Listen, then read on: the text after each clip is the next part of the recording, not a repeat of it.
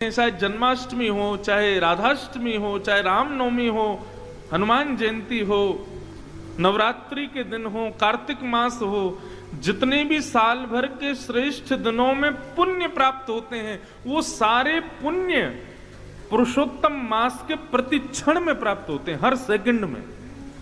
ऐसा है पुरुषोत्तम मास। हमसे भूल चूक में, जाने अनजाने में जो भी अपराध हमसे बन जाते हैं, पुरुषोत्तम मास के हर क्षण में भगवत दर्शन, भागवत दर्शन, तीर्थों का दर्शन, संत वैष्णवों का दर्शन उन समस्त पापों को नष्ट कर देता है।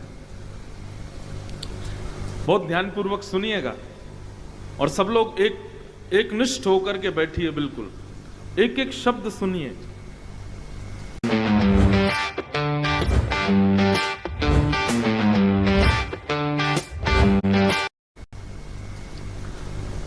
जो भी अपराध हमसे बन जाते हैं, चाहे जाने में चाहे अनजाने में, ठाकुर जी हमको 4 वर्ष में एक बार पुरुषोत्तम मास में अवसर देते हैं कि उस भूल को ठीक कर लो। आपसे जो भी अपराध हुआ उससे निवृत्त होने का प्रयास कर लीजिए, मैं आपको अवसर दे रहा हूं। तो ये अवसर है, इसको गवाइएगा मत। आज हमारी बात मान के कथा पूर्ण होने के बाद में अपने अपने कक्ष में जाइएगा और एक कागज पेन लेके सारी लिस्ट बनाइएगा, हमने कितने अपराध हमसे हो चुके हैं जो हमको पता है, या फिर हम क्या क्या अपराध रोज ही करते हैं, कौन कौन से अवगुण हमारे भीतर विराजमान हैं, इन सब चीजों की लिस्ट बनाइएगा और सबको एक बार अवलोकन करके 7 दिन तक नित्य उनका दर्शन कीजिएगा। ये मेरे अपराध हैं, ये हमारे अवगुण हैं, हे गंगा मैया कृपा करो, हे भागवत जी आप कृपा करो, हे पर्वतराज हिमालय, हे बद्री केदारनाथ भगवान आप कृपा करके हमको परम पवित्र करो। हम संकल्प लेते हैं आज के बाद ऐसा नहीं करेंगे। और 7 दिन बाद अपने अवगुणों की वो पर्ची, उस पर पुष्प आदि लग करके, तिलक आदि लगा करके बढ़िया उसको गंगा जी में प्रवाहित कर देना। लेकिन संकल्प के साथ गंगा मैया को वचन देना कि आज के बाद नहीं करेंगे, आप इस बार हमको पवित्र कर दो। बस आप अपनी पर्ची उसको प्रवाहित कर देना, गंगा मैया आपको परम पवित्र कर देंगे। ये पुरुषोत्तम मास आपको नारायणमय बना देगा।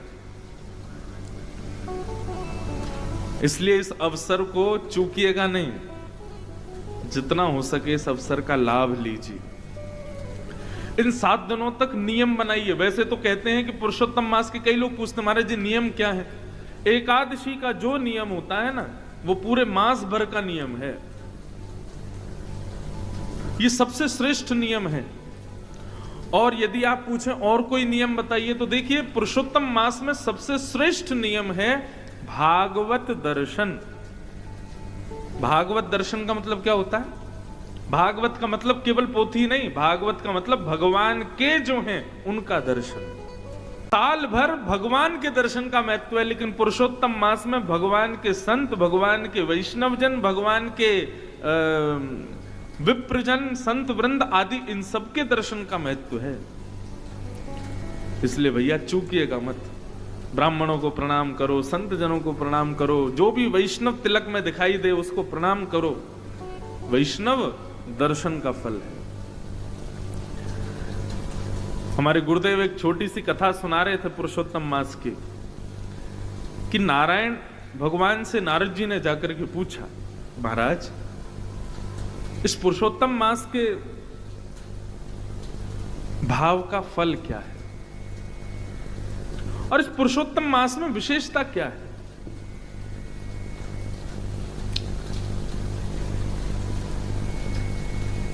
तब भगवान श्रीमन नारायण बोले, देखो अब हम तुमको बताएंगे तो तुमको शायद इतना समझ नहीं आए, तो एक प्रैक्टिकल करके बताते थे। नारद जी बोले बताइए। बोले नीचे अमुक नाम पर एक तालाब है, उस तालाब में एक मछली है, उस मछली से जाकर के पूछो पुरुषोत्तम मास का फल क्या है। नारद जी हंसने लगे, बोले मछली से जाकर के पूछूं मैं? भगवान बोले हमारी आज्ञा है, इसको स्वीकार करो, जाओ तुरंत।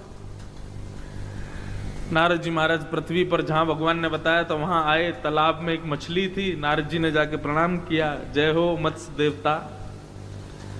भगवान की आज्ञा हुई है कि हम आपसे पूछें कि पुरुषोत्तम मास का फल क्या है, कृपा करके बताइए। बहुत सावधानी से सब लोग श्रवण करो।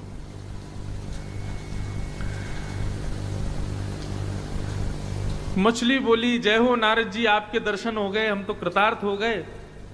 एक काम कीजिए, सामने एक गौशाला है, वहां पर एक गाय बछड़े को जन्म दे रही है, आप उस बछड़े से जाकर के पूछिए। और ऐसा कहकर के मछली ने अपने प्राण त्याग दिए।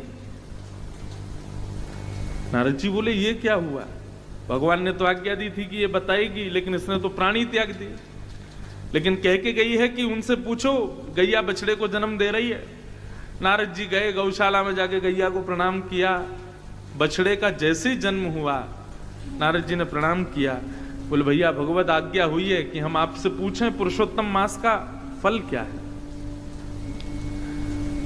बछड़ा भी प्रसन्न हो गया, जय हो, मेरे कितने सौभाग्य कि जन्म लेते ही नारद जी के दर्शन हो रहे हैं। हे नारद जी, वो सामने वृक्ष है ना, उस वृक्ष पर एक सुख तोता, उसके बालक का जन्म हुआ है, आप जाकर के उस बालक से पूछिए। और ऐसा कहकर के उस वत्स ने भी प्राण त्याग दिए।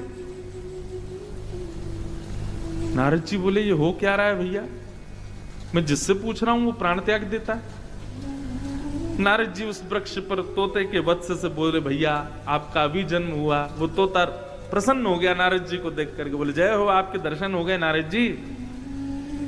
नारद जी बोले, भैया पुरुषोत्तम मास के फल क्या है, पुरुषोत्तम मास की योग्यता क्या है, जरा बताइए। सुख पक्षी के उस छोटे से बालक ने कहा, जय हो नारद जी, आपके दर्शन हुए, मैं कृतार्थ हो गया। अभी अभी ना इस नगर के राजा के पुत्र ने जन्म लिया है, आप जाकर के राजा के यहां उस पुत्र से पूछिए। और ऐसा कहकर के वो सुख पक्षी का बालक भी मर गया। नारद जी तो घबरा गए, बोले मैं जिससे पूछता हूं वो प्राण त्याग देता। मछली के बालक ने त्याग दिया, गैया के बालक ने त्याग दिया, अब इस सुख के बालक ने भी। कहीं ऐसा नहीं हो मैं राजा से पूछने जाऊं उसका बालक भी प्राण त्याग दे। मैं जहां जा रहा हूं भैया, कहीं यही तो पुरुषोत्तम मास का फल नहीं है। नारद जी बड़े घबरा गए, लेकिन क्या करें, जानना तो है, भगवान की आज्ञा है। तो नारद जी पहुंचे, और पहुंच करके राजा ने तो आनंद हो गया, अरे वाह वाह वाह, जय हो, मेरे घर बालक हुआ, संत नारद पधारे हैं, भगवत शिरोमणि पधारे हैं, दंडवत प्रणाम किया। बोले महाराज भगवान की आज्ञा हुई है, पुरुषोत्तम मास का फल जान करके आओ, महिमा पूछ करके आओ। जो भी बता रहे हैं सब प्राण त्याग रहे हैं, अंत तो गत्वा आपके पुत्र से पूछने के लिए कहा है। नन्ना सा राजा का पुत्र जैसे ही नारद जी की गोद में दिया, तो भगवत आज्ञा से वो नन्ना सा बालक ही बोलने लगा। बोले जय हो नारद जी, आपको प्रणाम। बोले भैया प्राण मत त्यागना, पहले ये बताओ पुरुषोत्तम मास का फल क्या है। वो बालक आनंदित हो गया, और आनंदित होकर के बोला, नारद जी मैं अपने प्रारब्धों से एक मछली बना था, लेकिन पुरुषोत्तम मास में आपका दर्शन करके मैं उस योनि से मुक्त हो गया। अपने प्रारब्ध के कारण एक वत्स बन करके आया, बछड़ा बन के आया। पुरुषोत्तम मास में आपके दर्शन से मैं उस योनि से भी मुक्त हो गया। फिर मैं एक सुख पक्षी बन करके आया, आपके दर्शन से उससे भी मुक्त हो गया। और इन समस्त प्रारब्धों से मुक्त होकर के अब मैं मानव ही नहीं, एक राजा के घर में जन्म लेकर के आया हूं। केवल एक संत के दर्शन से ये फल प्राप्त होता है पुरुषोत्तम मास में। ये है भागवत दर्शन की महिमा। हे नारद जी, व्यक्ति अपने प्रारब्धों से 84 लाख योनियों में भटकता है, परंतु वो जितनी बार वैष्णव दर्शन पुरुषोत्तम मास में करता है, उतने ही उसके प्रारब्ध की योनियां जो हैं वो उनसे मुक्त होता चला जाता है। मतलब अब राह चलता जो भी तिलक लगाए सब वैष्णवी हैं। जिसके गले में कंठी माला देखे समझो वैष्णवी है। गंगा में डुबकी भी लगा रहा है ना, वो भी वैष्णव है। सबको अपने नेत्रों से निहारते रहो, सबको प्रणाम करते रहो। जितने ज्यादा से ज्यादा लोग देख लोगे, उतने ही आप अपने प्रारब्ध की योनियों से मुक्त होते चले जाओगे। ये है पुरुषोत्तम मास में केवल भगवत भक्तों के दर्शन की महिमा। What is that? Oh, she's putting up her bangs. That's concealer. I remember now. This is called eyeliner. Ta-da! Oh, now it's jewelry time. My cutie daughter Aishu. Bye.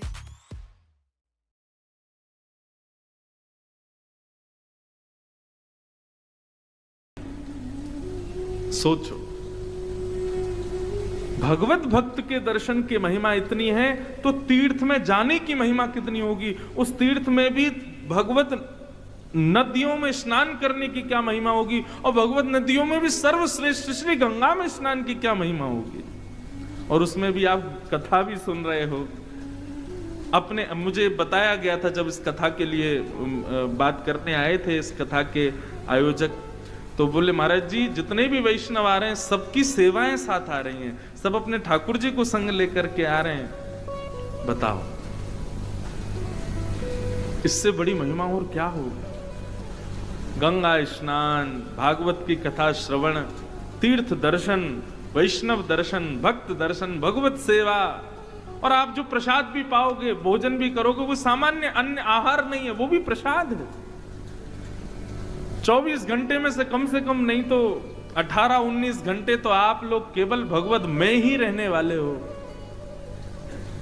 निश्चित ही इस पुरुषोत्तम मास में किए गए हमारे द्वारा कर्म जो हैं वो जीते जी। अच्छा, अब इसके पीछे एक बात और, महाराज जी हमारे पुरुषोत्तम मास में किए गए नियम का फल हमको क्या मांगना चाहिए, ठाकुर जी से क्या फल मांग रहे हैं। वैसे तो हम वृंदावन वाले हैं, वृंदावन वाले कछु फल ना मांगे ठाकुर जी से, वृंदावन वाले फल ना मांगे, वृंदावन वाले ठाकुर जी को मांगे। हे नाथ हमारे सब कर्मों का फल ये मिल जाए कि श्याम सुंदर हमको प्राप्त हो जाए, ठाकुर जी हमको प्राप्त हो जाए। तो इस पुरुषोत्तम मास में आप जो भी कुछ करके जाएं, संकल्प लीजिएगा गंगा का जल लेकर के, हे गंगा मैया हमारे सब सत्कर्मों का फल हमको केवल ये दे दो कि श्री वृंदावन बिहारी लाल का मृत्यु से पहले प्रत्यक्ष दर्शन हो जाए, बस और कुछ नहीं चाहिए हमको। बस ये मांग करके जाइएगा। और भैया जितना हो सके दीन रहने का प्रयास करना। ये अवसर है, 1 महीने की एक प्रकार से, जैसे लोग बीमार हो जाते हैं, मोटे हो जाते हैं, कोलेस्ट्रॉल बढ़ जाता है, शुगर बढ़ जाता है, तो अपनी थेरेपी के लिए पंचकर्म वगैरह करवाने जाते हैं, दक्षिण भारत में जाते हैं, हिमालय पे जाते हैं। तो ऐसे ही हमारे पाप, काम, क्रोध, लोभ, ईर्ष्या, द्वेष, अभिनिवेश, अहंता, ममता, ये जो भी हमारे भीतर है, ये सब रोग हमको लग गए हैं। तो ठाकुर जी ने 30 दिन के लिए पंचकर्मा कराने के लिए भेजा है। ये पुरुषोत्तम मास अपने एक एक भाव को शुद्ध कर